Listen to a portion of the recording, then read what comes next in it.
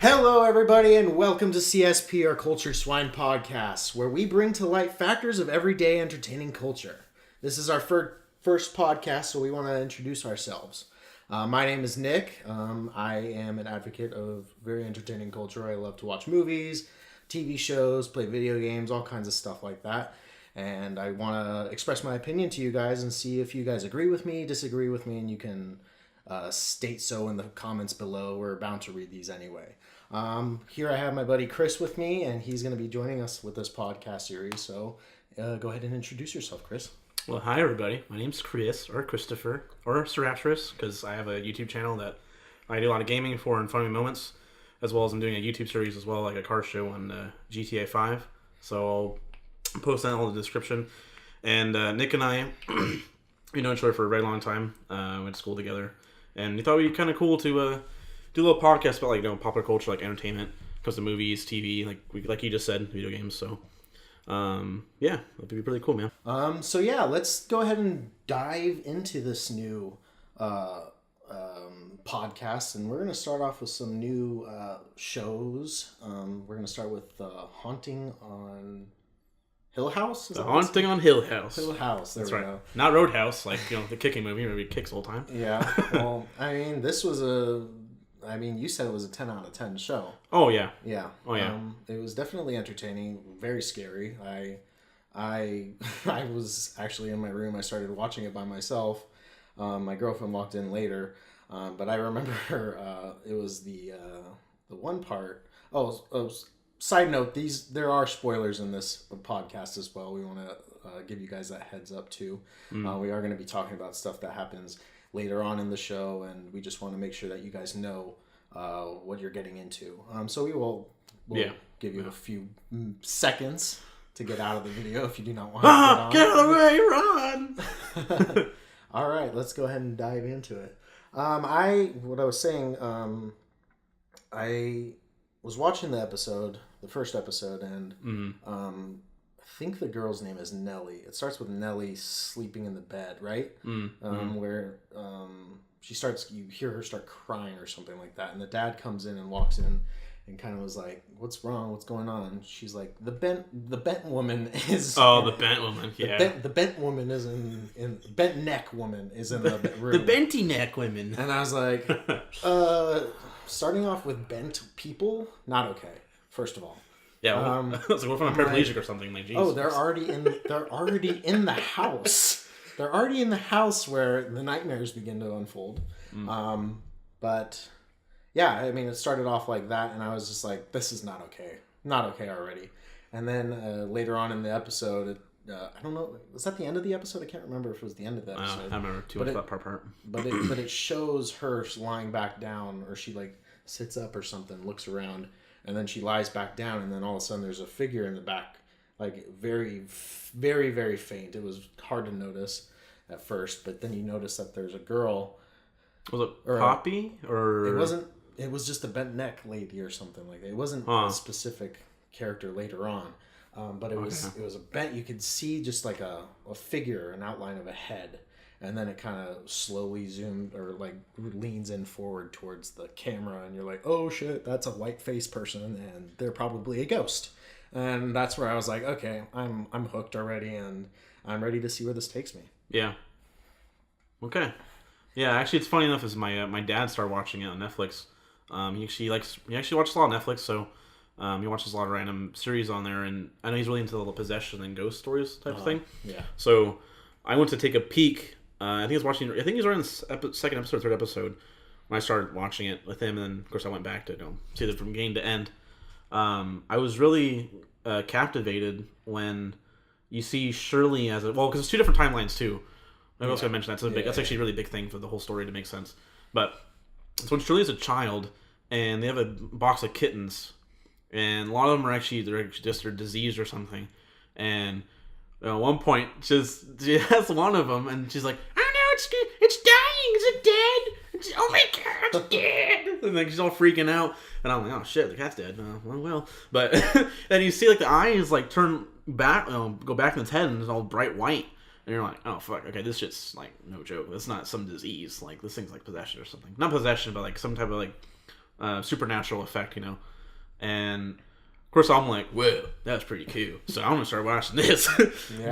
But I liked. I'm kind of skip around a lot of the show, but I really liked how each of the siblings, because there's five of them in total, and all of them are very different from each other, but yet like they all have the whole common niche that all are really afraid of is the house, and the house like envelops in all of them in some different fashion. Yeah, the house is definitely a character in this series. Oh yeah, sure. Yeah, for sure. Because that's they portrayed in the show with the cinematography example is like the Red Room.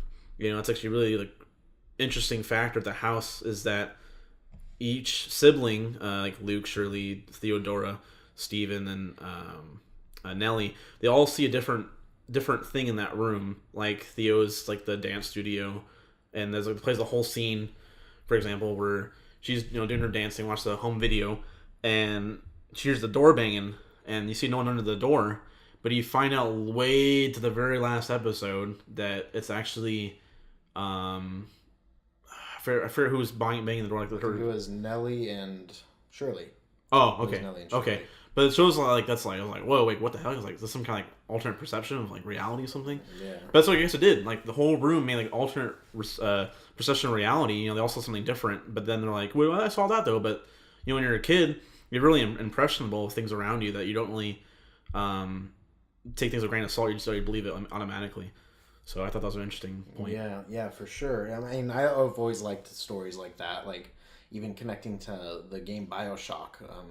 It's a great game. Great game that kind of has a similar thing where it jumps around timeline base, in the sense of the lighthouses and all that stuff. Like, I liked the fact that one game can come out, like just BioShock 1 by itself can come out, and then I don't know how many years later, BioShock Infinite comes out with its DLC. And it kind of explains how the main character, the reasons why he's doing those things inside the episode and stuff like that. But I've always liked stuff like that where everything kind of connects and stuff. And I definitely believe, it definitely did in this show. Oh, yeah. For sure. Like with the dad's story arcs and Steven, the authors, and stuff like that. Because he starts writing about like what happened in the house and their children. Yeah, I mean, this show definitely had an impact on just my mental state in ways, because it's like, people go into these old houses like, oh, this is going to be a nice house, but there are people that go into houses where they're like, oh shit, this is fucking haunted, and we're going to get possessed and stuff like that. And that whole the intro scene, that was really well done. The part where the dad comes into Steven's room when he's a kid, and he's like, and the dad's like, you gotta be quiet and stuff like that, and Steven's like, what's going on, and the dad shuts the door or something like that, and the doorknob starts to shake and stuff like that, and that like gets your blood flowing and stuff. You're like, oh shit, she's gonna get in. And then like in that situation, I would stay put, and I'd be like, just wait till it's daytime, and nothing will happen in the daytime. But that's true. Dad's like, nope, we gotta go now, and I'm like, no, you don't. No, you're good. He's like, all right, we're gonna go now, and he's like, shut your eyes, don't listen to anything. Yeah, and I just thought that whole sequence is intense, and then it shows that quick scene where the mom's running towards them, but you find out in the end that the mom is like trying to catch up to them because she knows what's going on all of a sudden. She's like, whoa, what the hell? I'm seeing things, and there's ghosts and stuff. Oh, you thought that? That's what I thought. What? Yeah. Wow, I thought totally different, actually. Did you think she was going to try and, like, kill them or something like that? Oh, yeah. No, yeah, for sure. She was chasing after them? Yeah. But why would she call their names? Because, okay, that's actually an interesting thing we should talk about. So, at one point, Poppy, she's actually really the main evil, excuse me. Yes. She's the most evil ghost in the house. And she makes her presence pretty prevalent known, especially to the mom. Because she connects with her in the whole, like, motherly fashion that, like, I need to protect my kids too. And, like, we find out that Poppy actually, her and her husband are pretty clinically insane, and they actually killed a bunch of people in the house. Even just her manipulate. Yeah. Stuff like that. Yeah, for her own gain and some twisted selfishness. Anyway, So she talks to the mom, and she's like, they're both looking over the twins, Nellie and Luke, and she said, like, you know, you always want to protect, you want to, you know, make sure they're always gonna be okay, and like, with having bad dreams, make sure you wake up, you know, they want to wake them up and save them. Yeah. So she gives up this whole like scenario, and the whole time in her head that like she's actually asleep, and everything that's happening to her in that house with the kids involved is a bad dream. Yeah. So right. at the very when you were just talking about Nick, when he's running after, or she's running after Steven and the father, is because she doesn't want the kids to be taken away from him. From her. Yeah. From her, right. Yeah. Oh, okay. I mean, there's a lot of different points of view. Yeah. But I thought she was like, oh, I realize it now. And then, you know how Steven's like, oh, yeah, she's up in the window. Oh, no, it was Luke that was up. Like, oh, she was up. Oh, no, that was Abigail he was pointing at. Yeah, and that was Abigail. That's actually a really interesting twist, too, of Abigail. Yeah, she was a little... She was confusing to me at first. Like, okay. I didn't understand. So did it come full circle? Was she real? Was she really a kid out in the woods just watching Luke the whole time? Or... All right. I was it's about to get really spicy right now. I was confused with that. All right, it's about to get real spicy. All okay, right, let's hear it. You know the two caretakers are at the house, right? Yeah. Okay. That's their daughter. That's their daughter. So they never, because since they worked at the house, they never stayed there after night because they wanted to be with Abigail, and then of course they know like the whole house is all scary as shit. Yeah. And especially at night because it's a different thing at night. Yeah. And at the daytime it's okay, but at night's when all hell breaks loose, literally. So Luke and her become friends. That's just true, and everybody thinks that, you know, she's an imaginary friend of Luke's. But then, of course, the mom doesn't really. She thinks the whole dream sequence is going on with her. But then she tries, you know, the whole tea party thing scene when it's her, Luke, Abigail, and Nellie about to drink the rat poison. Oh, okay. But only Abigail drinks it, and then she dies. Yeah. And then you actually see her as a ghost on the other side of the room. And you're like, wait, what? And but didn't you see her as a ghost before that too? Well, or no, it's the time. It's the time. Yeah. And stuff like that. Oh, okay. I understand now. And then you're like, oh shit, she just murdered that little girl. Oh shit. Oh yeah, but I mean, come on. If you're, don't get murdered, people, by poison. First of all, and make yourself prevalent and known that you're a real character, and don't stand out in the woods in the cemeteries and looking at a little boy from a distance. That's just not allowed. Okay, it's not cool. It's a little weird. But like, I mean, all the even the ghosts inside the house were interesting to me because like the mom was told by the grandma lady that like, don't trust Poppy. She's evil and manipulative. And she's like scared stuff looking too. That. She was terrifying. I wonder how she died. Did it say how she died? Yeah, Poppy killed her. But how? I think she killed her in her sleep. Oh, really? Like choked her or something? Yeah, or slit her throat. But I mean, there were like even like, I mean, did all the I mean, there were so many ghosts. There was even the guy that was tinkering with the clock. How did he die? Like, there's so many characters. I mean, you just kind of, I mean, you get to the end where it's like, oh yeah, Poppy killed him and stuff. But you like all these characters have such an impact on the story. They should be kind of more delved into, and you should know kind of like how they died and stuff. Like at the end of the show when the big ass tall dude standing in the hallway. Oh yeah, the bowler hat. That went straight through my body because just tall things staring at me from down the hall, and I'm not okay with. But you know, he had like the cane, and then the dad's like, just stare at me, just look at me, and then he like bends down in front of Steven's face, and he's like, yeah, you smell really good. What's that? Chanel? And it's just like, Chanel number 5. You smell good, boy. You smell really good right there. Yeah. Yeah, fish. And then it's like, okay, I mean, it's kind of like I don't know how to, I mean, like, is he standing up against his fear there, or is he just ignoring that it's there in general? Well, with his character arc is like that he never accepted the ghost thing with the family. Yeah. So I think that's what his arc comes to be full circle, is that he actually accepts what happened, like, was true and like real. Not like the family was actually cursed. Okay. Because that's why he had the vasectomy. Oh, that's right. Because he didn't want his kids to be stuck with because he thinks it's hereditary. Also a good movie too, by the way. I definitely recommend. But I haven't seen it. It's a different story entirely. I have not seen that one. Oh, it's very good. It's a different story entirely. So you recommend it. Is it scary? Oh, yeah. Yeah. You thought this was scary? That's way scarier, bro. Really? Yeah. Okay. I was scared. Okay. Oh, you saying you're just not scared of things or something? That's you weren't true. scared watching the show? No. Really? Yeah. Okay. I was just like, this is really cool. Okay. But yeah, like he just finally accepts that like everything like happened was true, and that like everybody was saying was not like a lie. Okay. Especially with Luke. One of my favorite characters in the show too. Like he struggles with addiction, which is really sad. To go through heroin, but he ended up uses because he tried to find like an escape from everything that he saw as a kid, and then traumatized him. Yeah. So it was really sad for him. And then of course it went, like I said, full circle. In the end, they actually became clean, and it's just like I'm not gonna run from this anymore. Because there's the big tall guy, the big tall bowler hat guy, whatever. I don't know what we call him, tall man, terrorized him as like forever, and he was counted to seven, seven family members. Was the tall guy supposed to be the Tinker guy? Because isn't that the ghost that Steven sees when the dad calls him out in the book? Remember, he's like, "Yeah, I read your book. You did see a ghost. You didn't not see a ghost. There was a ghost." Is that the same guy? Because it doesn't really explain that tall guy. Yeah. Like, why is he that tall? And did growth hormones. Did he hang himself or something? And then his feet just went down to the ground and he didn't stay. I mean, he did float a lot. That was he floating? Thing.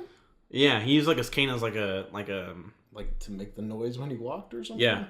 So to kind of guide him. This show is very dark, by the way. It is very dark. Yeah, there's a lot of like layering of like story and like elements, like perception, like reality, and yeah. But yeah, I mean, I would have wanted to know that guy's backstory. Like, who the hell are you? I mean, he must have some growth hormones. I don't know. I mean, that's why he got so tall. Yeah.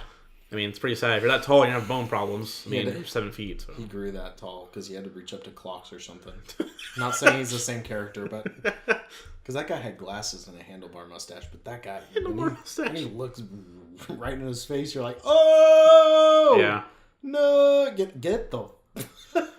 Okay. It would be like, get out of my face right now. I can see you in my peripheral vision. Yeah. Your face stinks. But stuff like that. It's I'm actually a pretty sensitive person, but when it comes to shows, usually I don't really tear up or anything like that unless it's like really like I really like feel it, like I can actually connect with it. But this show I really connected with. I think it's because like all the siblings like disliked each other in some fashion. They had like some like they harbored some like harbored some type of hate or anguish to each other, and at the very end they kind of all got back together again as a family. So I was like, sniffle. I was like, "They're so nice." My heart, it's right in my heart, my husk. It's kind of like oh, I mean, I don't know, it's a good show. I recommend watching it, and it's definitely throws you for a spin for sure. Oh yeah. Jumps. I mean, there's not many jump scares, but there's a little. I remember one that actually freaked me out. Not gonna lie. I think I know what you're talking about. One in the car? The car scene. Oh, yeah. That was so unexpected. I was like, oh, fuck. I was like, whoa! I was watching it, and I had my headphones on, and my girlfriend was sleeping behind me. Oh, my God. And I can only imagine now. I was watching that part, and I shot up out of my chair. I was like, fuck! Really loud. And she's like, huh? My girlfriend like woke up and she's like, huh? What's going on? I'm like, nothing. Just go to sleep. Yes, good. Go to sleep. Yeah, but she was watching it with me, and we actually went to bed really early that day. I started watching it, and I had only watched like the first episode, and I was like, this is a really good show, baby. You should watch it. And she started watching it, and then we fell asleep like instantly when we started watching the second episode, and we woke up and. We woke up at 1 o'clock in the morning, and we watched it from 1 o'clock in the morning till 10 o'clock.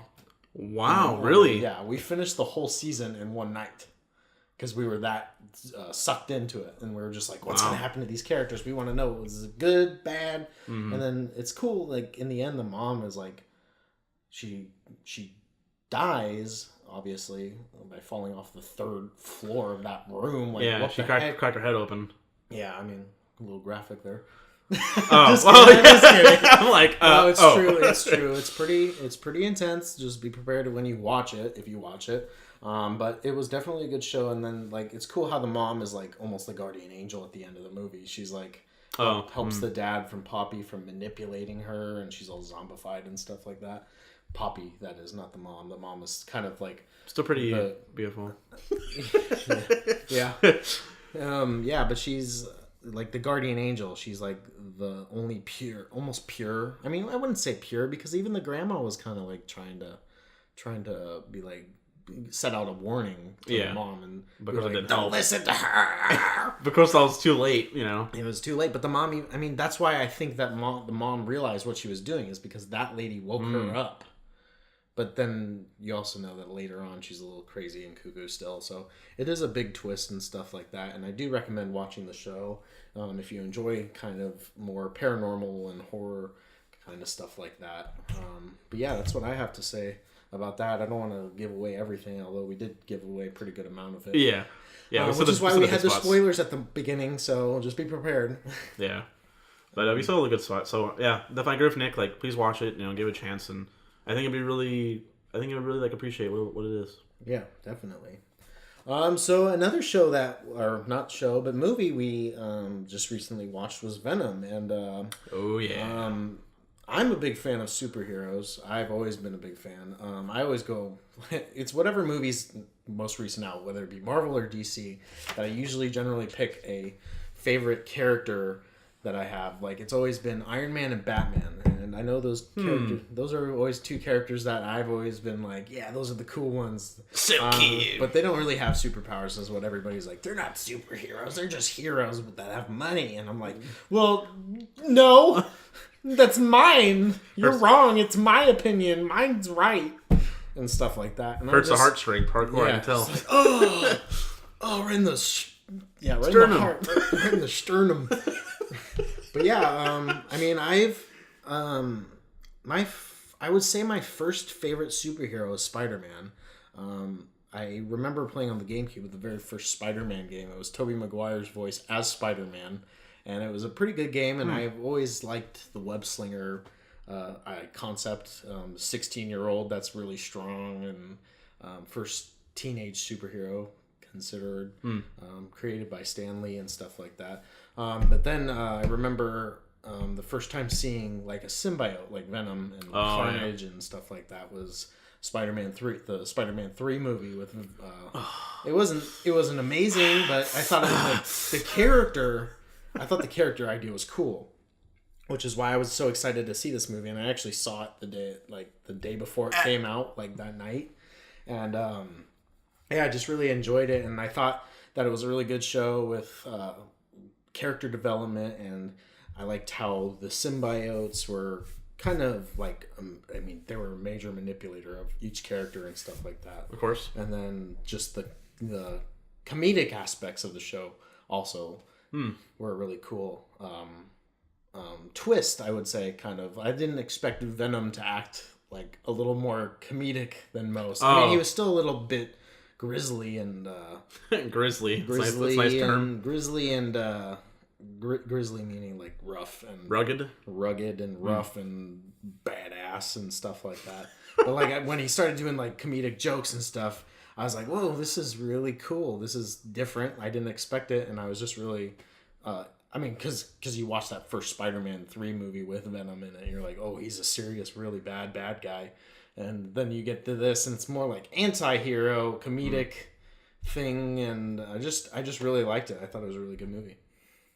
That's well said. Wow. Yeah. When I saw it, I would, because the critics, everybody was worried about the critics say, they're like, oh, Venom's just like a bad '90s movie. And I was like, what? Okay, we'll see about that, boy. So of course, I saw it, and I did enjoy it too. Like, I really liked how without Spider-Man, because without Venom, or Spider-Man and Venom are the same thing. They're kind of like opposites. So it's like, I know actually that's the hard time making the movie with Venom is because Spider-Man wasn't in it. Really? Yeah, it was actually really tough for them to make it. Okay. So, because it's like your other half, you kind of need like some type of good character. So I guess in this movie for Venom, they like kind of the voice of reason in a way, kind of thing. Yeah, exactly. Okay. Because the other thing with Venom is it's like they gave him like of course there's Tom Hardy, which he did great. I love Tom Hardy. I love him in everything I see him in. Honestly, big fan. Tom Hardy, yes, fanboy. Oh, and so and with Venom, like it's cool. He has his own character. Like of course he's really dark at first. And he's kind of like mysterious, and he's like, oh geez, like that kind of freaks me out. But then you kind of warm up to him like as the movie progresses, and you're like, wow, this guy's actually really cool. He's not much of like a dick. So like what's the best example? So the very kind of towards the end of the movie, he pretty much tells Tom Hardy, or I I forget his character's name, or Eddie. He tells Eddie that like, I'm gonna stay here. I want to save the planet, Eddie. So I want to save the planet now. Because he tells Eddie back on this home world of the symbiotes, he's like, I'm a loser I'm a loser there too. So he was like, oh, okay. He's the loser on his planet. Whoa. Yeah. So I was like, oh, okay. But yeah, I loved his personality. Like he was so cool, and like the special effects were really on point. Like I was kind of worried like CGI was gonna be kind of meh, but it actually was really good. I was really impressed. Yeah. Especially with the show more symbiotes, and I was like, wow. Going back to his home planet thing and him being the loser on his planet, do you think they have high school sports going on that place? Oh my god! Well, I'll tell you one thing. I think Venom is probably the most wisecrack guy there, and probably the class clown that wants to be funny and is trying to impress the girl and stuff like that. Yeah. And then Riot comes along and pushes him, and he's like, "Yeah, I'm the championship football symbiote of the place." And he's just pushing around Venom, and Venom's like, I need to get my books. Yeah. Wow. Interesting. Well, I mean, they say he's the loser of his planet, so what does that mean? Like, you kind of want to know what's going on in the symbiote world in a way. Because they show him off in this movie, he's like, super crazy, and he's like really dark, and then like... badass. Yeah, and then you see him, talking about himself and not like outside of his character, and he's just saying like how he's kind of like a pussy to other symbiotes like him. Oh no, I'm a baby. But I thought it was kind of funny too, where he said that like they started talking about Riot, one of the other symbiotes in the movie. He's like, oh, he's a team leader, and I'm like, okay, what team leader? And then he's just like, so what's our chances of beating him? Pretty much zero. And I was like, oh. And then he beats him 2 seconds later. No, just kidding. It's probably like 40 seconds later. yeah. Plus 38. Spoiler alert. 40. But, and I thought it was kind of interesting with the whole fire and the frequency aspect. Well, that's always been a thing for the symbiotes, is fire and sound. Yeah, that was cool. Yeah. I like how they kind of like when they're fighting, they kind of detach themselves, and even like they're like screaming at each other. Yeah, and their hosts are even fighting each other too. That was cool. Yeah, that was definitely really cool. I didn't even think about that. That was really a cool scene and how they did that. Mm. I mean, most of that was CGI and stuff, but like even that little shrimpy guy. I mean, there was some power obviously going through each of them. Right. And some power in that little shrimpy guy going up against Tom Hardy, because Tom Hardy's always been played as the badass character and stuff like that. He's got a big build. Yeah. I mean, he looked smaller to me in the movie. Oh. Like he had to be smaller to be, because I mean, he was considered the what am I trying to say? The guy that's like not as cool and the outcast, like Venom on his own planet and stuff like that, which is kind of, I mean, it doesn't really delve into that, but I mean, he's obviously the reporter versus it's kind of like, I mean, he's the little guy reporting on the big company.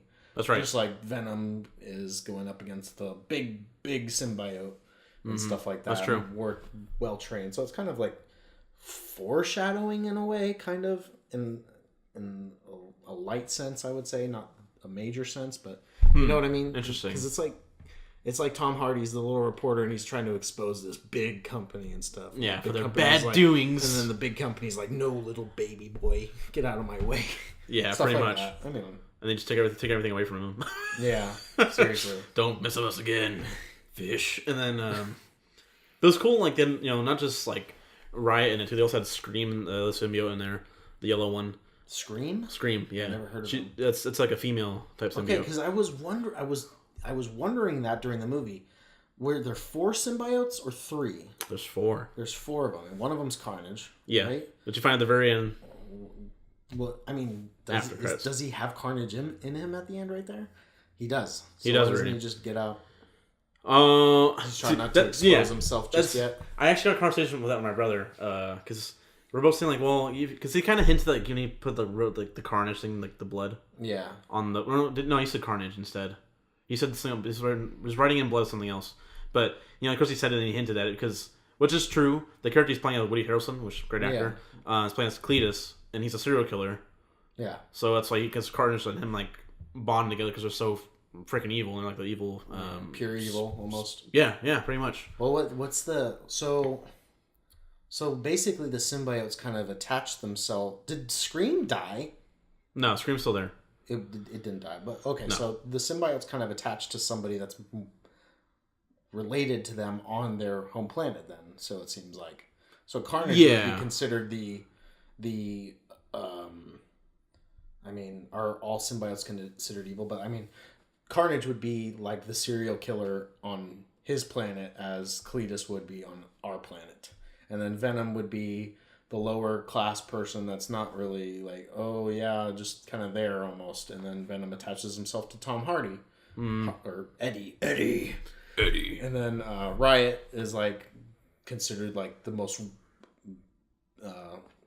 well-versed, I would say, like... Okay, that's your connection you're making. Most the most well-versed. Speaks very eloquently. English for you. Yeah, but he's like, has the tools. You know how he has the axe and the hammer or whatever growing out of him and stuff. Like Venom says, yeah, he has way more tools and stuff. Something like along those lines. Yeah. That he talks about. And then Scream, I mean, I didn't know who Scream was. He's a yellow symbiote? Yeah, it's a she. It's a she. It's a she. Yeah, it's a she symbiote. But I forget what she does. I think she screams. That's like her thing. I think. I could be wrong. So sorry, comic book fans. I apologize. And I know there's also Toxin too. They didn't have him in the movie. But he's like a green symbiote. There was a yellow. I didn't see a yellow one though. Yeah, that was the other one. Scream. Yeah. Because then you see in like the beginning of the movie is Venom, Scream, and Riot. But Scream never comes out. It's always just kind of in there. But you see, of course, Riot and then Venom, of course, because the movie plays it out. Yeah, the rich guy executing people with the symbiotes. Yeah. So Venom was inside somebody. He was chilling inside that girl at the beginning of the movie, and then she started banging on the glass and like, let me out! Yeah. And Tom's like, oh, what the... Oh my god. But yeah, So he was chilling inside that girl, and obviously didn't like her as much. Yeah. So he wanted to find somebody more like him, I guess. Yeah. Because they're trying to find their perfect match. Yeah. I mean, it may not be like just... I mean, it's also because for survival, too. Like, you want to find someone that's actually really strong and really healthy. Yeah. You know, so it's like... Because the symbiotes, they kind of feed on the human host. Yeah. You know, they play on the movie like he actually... His heart was... He was pretty much dying, you know? Yeah. But Venom's like, no, don't listen to them. Like, don't hear the truth. He's trying to hide the truth from him because when he finds that out, he's like trying to reject Venom quickly as possible. Yeah. But it's like... But it's interesting, too, in the movie is like they... for both characters, they both need each other in some fashion. So it's like Venom needs... Venom needs a vessel. Venom needs a vessel so he can thrive and try to get back to his home planet and kill everybody until he met. That's his goal. That's his goal. That was really his goal. Yeah. Oh my gosh. Until like, oh my god. So Venom wants to be like Carnage. In a way, yeah. But the thing is, Venom was really kind of impressionable. So the longer he was with Tom Hardy, he started like gain his emotions and like why he believed the things he did. Oh, okay. So it kind of changed his view. Okay. So it's like your host. So they're kind of like half and half. So they both work together, But like Tom Hardy, he needed Venom so like he could actually be more aggressive and like be more like expose this company. Yeah, and like I think it just isn't his character too. Like he's gonna like not take shit anymore. Yeah, basically tired of being the lower person, and he ended up doing good. I mean, he's not trying to. What am I trying to say? He's not trying to. Let me think here. He's not trying to. I want to say he's trying to be the big guy, but he's also trying not to be the big guy.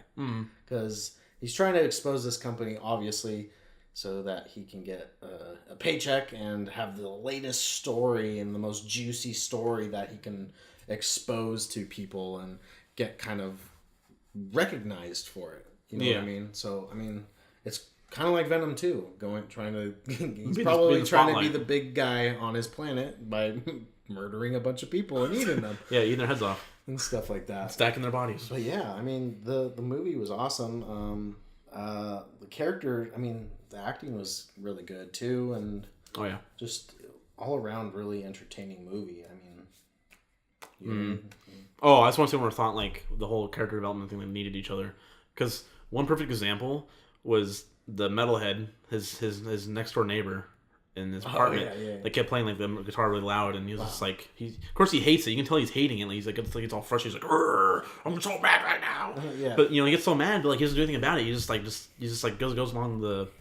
goes with the flow. And Venom's like, no, we're not gonna deal with it. We're gonna live next to this guy. Yeah, exactly. That's what proves my point. Is that like Venom made him more aggressive. Like I'm gonna tackle this situation. Like that I let it go beforehand. Doesn't let stuff. He doesn't take bullshit. Yeah, basically. Yeah, that's the thing. It's just he's like, if we're gonna live here, we're not gonna live with this high pitched frequency. That's gonna kill me. But it also affects Venom because that hurts him. Mm-hmm. The frequency, yeah. It's over 6,000 hertz, I believe. It doesn't hurt Tom Hardy. It just kind of annoys him. But I mean, it's still transferable in a way and stuff like screeching. Yeah, because they're one unison. Sounds coming out. Yeah, you're like, oh my gosh, and stuff like that. And I'm trying to remember even the end scene with the grocery store or the little shop. See, another example right there. I was like, this is sick. You're like, oh wow, Venom's gonna be a good guy. He's gonna let the bad guy kind of go, but he's just kind of scaring him off. And then he's like, nope, I'm gonna eat your head now. Maybe you will be tasty. He's like, I'll eat your arms, then your legs, and be like this limb. And you turd in the wind. Oh man, yeah, good movie. All even like the chase scene and stuff like that. And then when you that was a long scene. That was a really long scene. I was like, it was 10 minutes. It was fun though. It was like, oh shit, they're gonna catch it. Oh no, they know. Oh crap, he caught him. And then all of a sudden, he's like, grabs him by the neck. And he's like, we are. No, he doesn't say that. He says that at the end. He says, doesn't he say we are Venom or something though? No, at the end he tells that guy. He's like, who are you? We are Venom. That was pretty good. But what does he say to the like SWAT or not the hired mercenary guy? Doesn't he say something right before he bites his head off? Yeah, he's gonna say, I'm gonna eat your lungs like a snack. Does he really? Something like that. Damn, yeah. He's like, I'm gonna eat your lung or your pancreas or your liver. Venom, you gotta chill, bud. Yeah. So he's dark, you know? Yeah. I mean, that's what makes the character so unique. Yeah. Really dark anti-hero. Oh, yeah. For sure. Like Punisher. Same thing. Dark. I mean, I would say even darker than Punisher. Oh, yeah. I mean, yeah. He kills bad people. Venom kills everybody. Well, I mean, does he? Well, maybe he's by himself before Tom Hardy. Yeah. I mean, yeah. He's like, you get to die. You get to die. Everybody gets to die.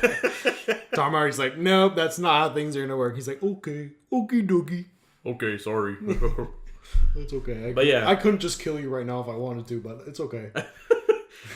But yeah, I recommend it. You know, especially if you're a Marvel fan, and especially if you're a Spider-Man fan, because you know Venom's a big part of Spider-Man. So. Yeah, but is he gonna be transferred to Spider-Man universe? Because it said in association with Marvel. I hope so, because if you think about it, Spider-Man have Tom Holland. Yeah, I mean, and then Tom Hardy, the two Toms. Yeah, come on, dude. It's fate. Duo Toms. I'm trying to make a funny statement, but I'm not working. It's not working. Ignore me. Make fun of me. Tom Deuce. Tom Deuceos. But it's fate. Like I hope they do it because Sony and Marvel did the same thing with Homecoming, Spider-Man Homecoming. Did they? Yeah. Sony didn't. Oh, okay. I don't. Because that's not one of the things I pay attention to, except for the Marvel comic flip.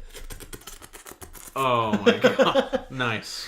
But yeah, definitely good movie. Go check it out.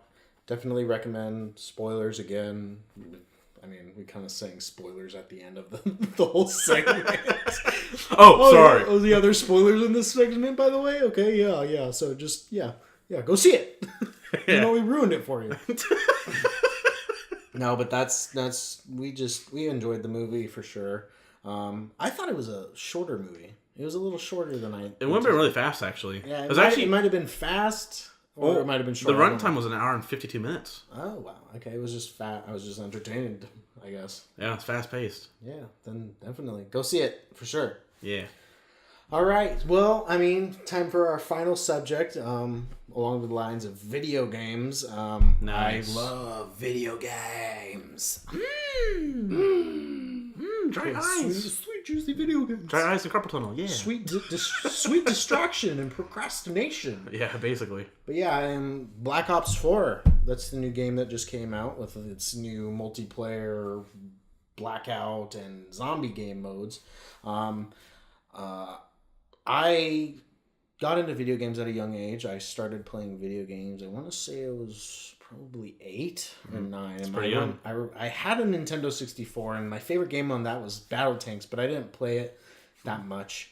I didn't find it enjoyable, but it wasn't until my parents got me my GameCube that I started to play things. And the first game I got attached to was Super Smash Brothers Melee. Nice console. Yeah. Just playing that all the time. And then years later, I got Call of Duty on the Xbox. It was the one Christmas gift I could never get my parents to get until finally they got me it. They finally were like, here's a Xbox. And I was like, yes, Xbox. I get to play Xbox. I get to play Xbox. Feel the controller, how comfortable it is in my hands. Oh my gosh. And stuff like that. Excitement. I was so excited. And I had the free 2-day pass that the Xbox came with, and I played Call of Duty for hours. Call of Duty Modern Warfare, the first Call of Duty 4. Call of Duty 4. Okay. And I played that for hours, and then all my friends started playing, and we all just had a really good time. Then World at War came out with the zombie mode, and I remember being obsessed. The OG Nazi zombies. I remember being obsessed playing that game. I played it for hours and hours and hours, like I said, Call of Duty 4. But zombies was a different aspect that I had never anticipated. And I remember people talking about it, and they were like, there's zombies in World at War. I'm like, what? That's so stupid. What? Why? What the heck? And then I played it, and I was like, this is the greatest thing ever invented. There's nothing better than this. Nothing ever until Battle Royales came out. That's a different story entirely. But yeah, zombies was definitely an attachment of mine that I played with, and I played it with my friend and his dad all the time. We played it all the time, and his dad liked to play it because it was a slower paced video game that he could kind of keep up with. And he went down a lot, and he actually made his own gamer tag called Dad is Down. And that's what it came from? Yeah. Oh, that's where it came from. Interesting. That's where the gamer tag came from. And I remember playing it, and I remember the farthest I got was on Ascension round 40. And we hours worth of playing, and then my mom was like, get off the video game. I'm like, okay, Mom, don't hurt me. And then now, fast forward to now, and the new Black Ops came out, and it's got a pretty good amount of zombie action. The Battle Royale thing is fun too, and then the multiplayer. I mean, I only played about like one game of multiplayer and not much else, but I mean, very, very good job. And people say there's not a story in it, but I feel like there's kind of like... And which one? In this game, Black Ops. In the game itself or zombies, though? In the game itself. Oh, okay. I think that, I mean, it's kind of like in the sense of Destiny, where there's backstory on the weapons and armor sets, and then there's also backstories for each of the operatives if you watch the Specialist HQ. Have you watched that? I've not looked into it at all. You should watch it. There's a pretty intense cinematic, and it does give you a warning at the beginning of it. Be prepared to watch this. Oh, how gory it is or something? It's pretty gory. Nice. But yeah, you can unlock backstories to these specialists, and it kind of gives you a story without having to play an entire story. But you do have to do special objectives in the game to get those stories and stuff. And I'm excited to play it. I haven't played it much. I'm still on that Destiny 2 grind right now. And I'm trying to get this Festival of the Lost is next week. Isn't it tomorrow? Actually, tomorrow. Sorry, tomorrow, the 16th. And then I'm trying to grind for that hand cannon. But yeah, I'm excited to delve deeper into this game for sure. Yeah, I mean, I was not, to be honest, I was pretty skeptical in Black Ops 4 because, after the Black Ops 3 kind of killed it for me. Because, I get the whole, futuristic gameplay, they're trying to make something different, not like World War II anymore, which I do miss World War II. I mean, that's my favorite genre of games. But so too futuristics, oh my god, exosuits, wow, jump really high, wow, so cute. Now, this is coming from a Destiny player, by the way. Yeah, seriously, big time. I got even a ghost thing, but it doesn't really matter. Whatever. The collector's edition. Okay, whatever. All right, that's a different story entirely for next time. But the whole blackout modes. Go start that for example. Nick and I would play a lot of battle royale games. Actually, it's really just PUBG, but just one PUBG really. That's a great game, but. It's kind of died from the spotlight now. The whole versus Fortnite versus PUBG thing, which I play both, but I prefer PUBG because I'm not on the whole building thing, and I don't like the whole kitty thing it's Fortnite has. But yeah, so with Blackout, it's more fast paced. It's really the frames are really nice because I care about frames because I need smooth frames, man. I need smooth gameplay. I guess that's something that's really choppy and laggy. And kind of like PUBG. Yeah, and I hate to say that, but PUBG had it. Curse you, PUBG! Optimization, please. Yeah, come on, man, damn. They did. I mean, since Black Ops just came out, I mean, PUBG has definitely improved its I mean, frame rate? Blue Hole, they have definitely improved it compared to what it used to be. I mean, crashes constantly and stuff like that, and the game is overall fun. And going back to Fortnite, you might smite me for this, but I actually enjoyed it. I actually enjoyed playing Fortnite because of the building aspect, and I thought it was really unique in comparison to most games. And I actually had bought Fortnite before the Battle Royale mode came out, and I was like, ooh, this zombie game mode. I did too. You did too? Yeah. The zombie thing looked so cool, and I was... Yeah. And then I played it, and I was like, oh, okay, I mean, I can get into this, and then none of my friends really got it and stuff like that, so I was kind of left in the dark there, and I kind of stopped playing it.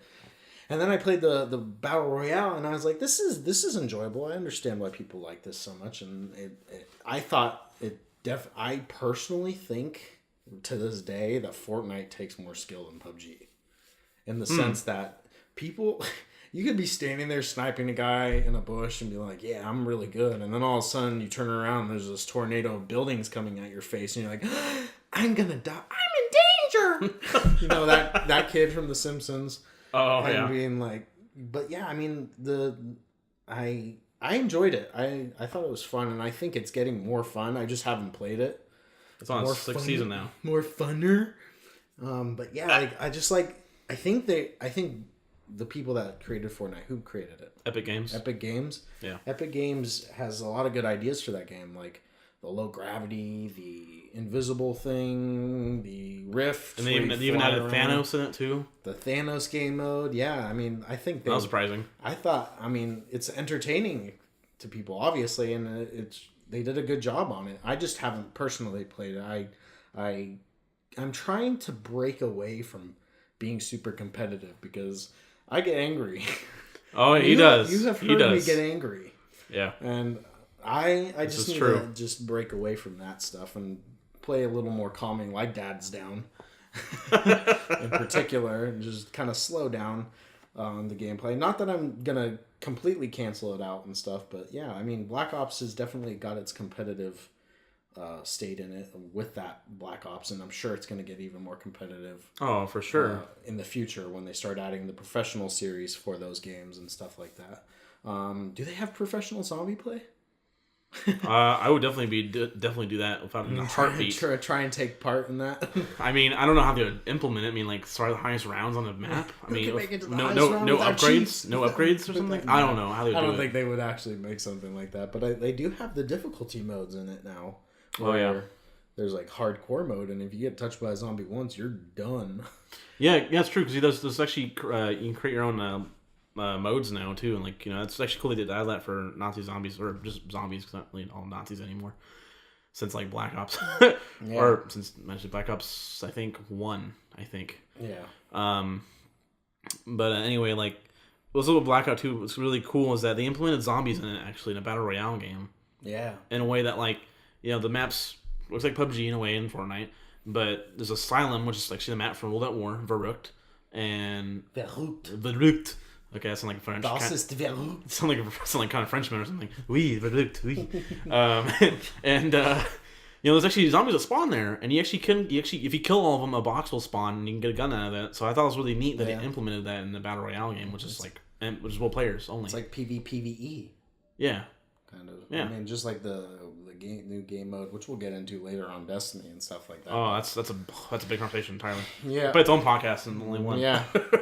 Seriously, but yeah, he's right. There is definitely there is PvPvE in this new battle royale, and it's really fun because it's not just nature playing. I mean,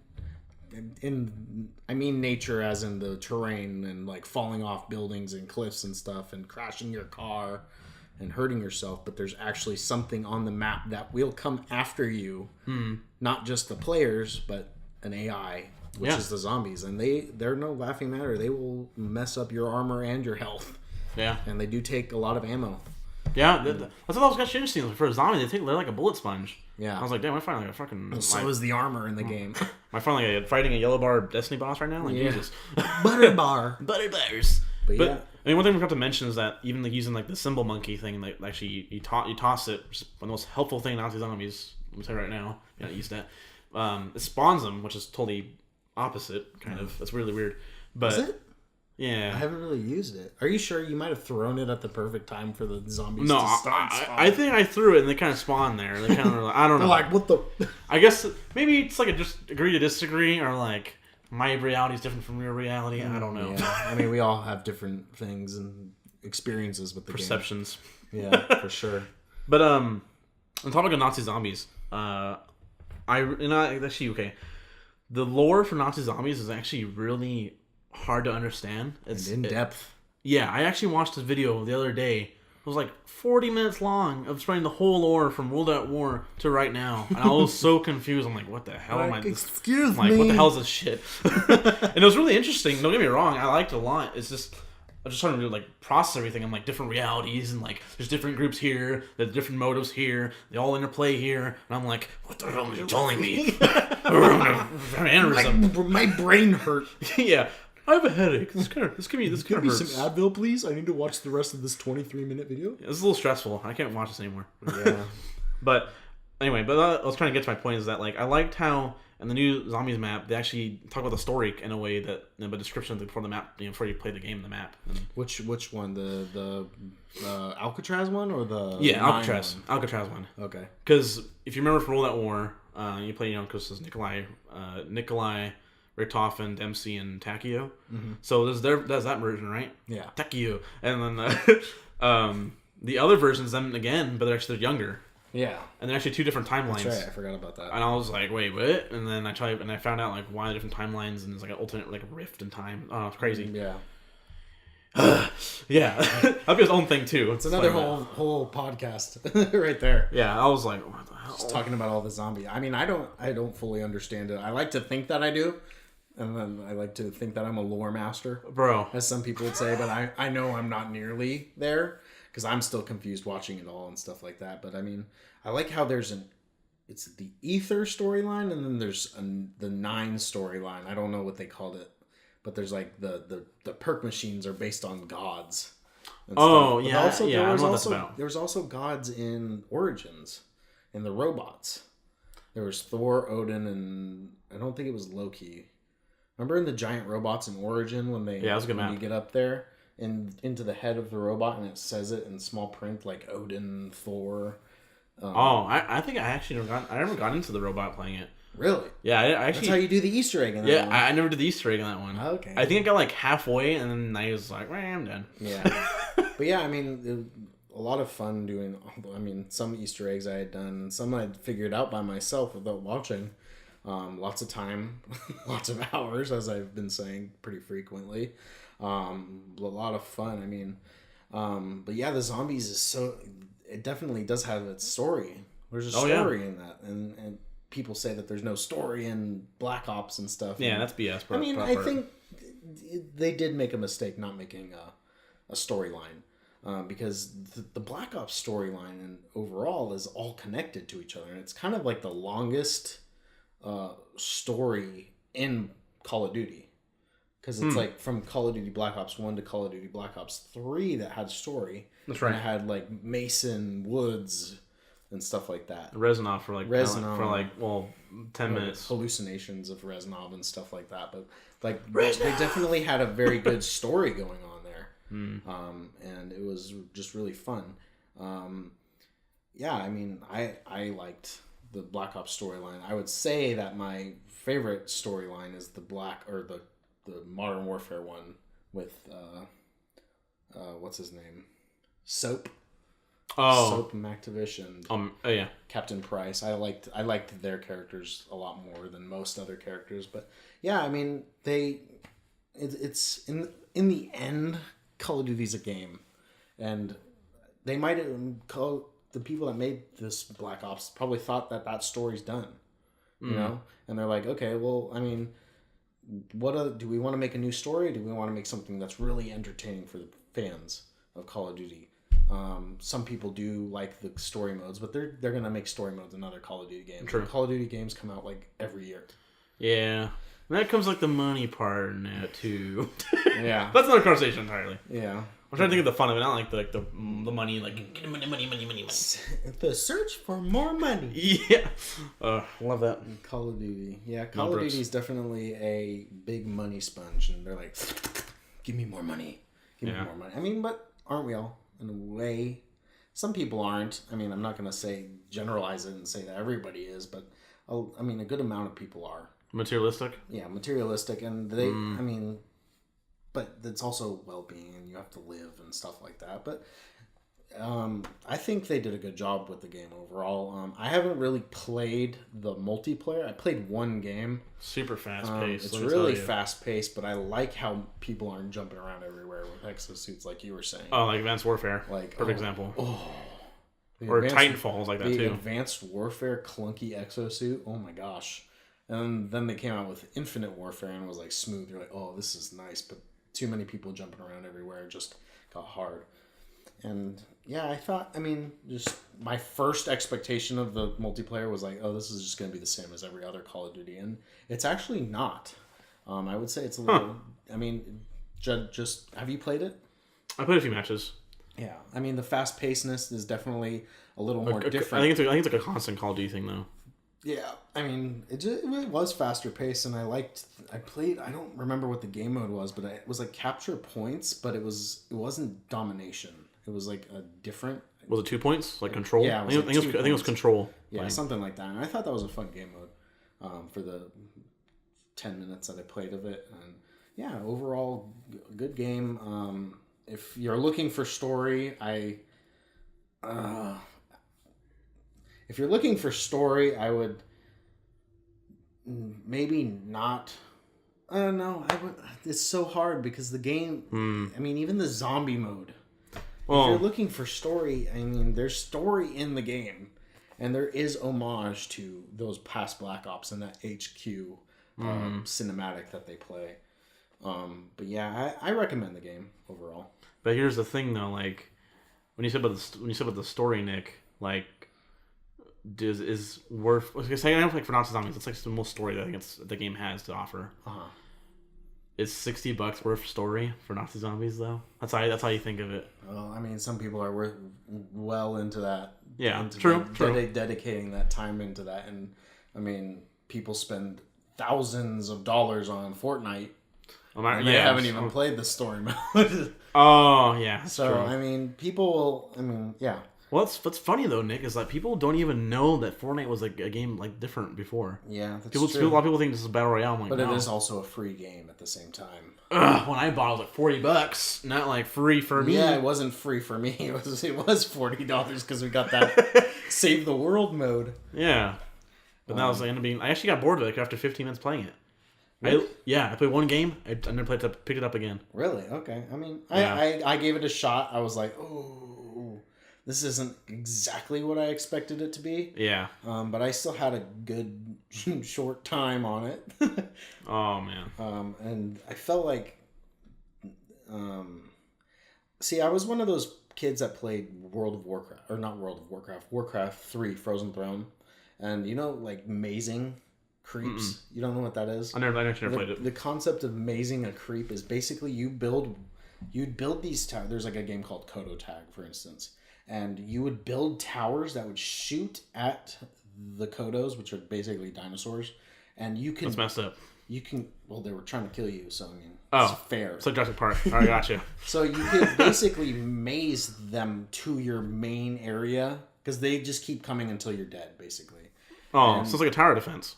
Exactly. It's like a tower defense. So okay. But you could create it on your own. You could create the path that they take to you. Man, it's sick. Yeah, it was really cool. And I still do have it on my computer. But I was thinking that Fortnite would be more like that. And I noticed that sometimes the zombies did do that, but sometimes they would just start hitting the wall. Like they didn't care. Yeah. Like there was a way directly to me.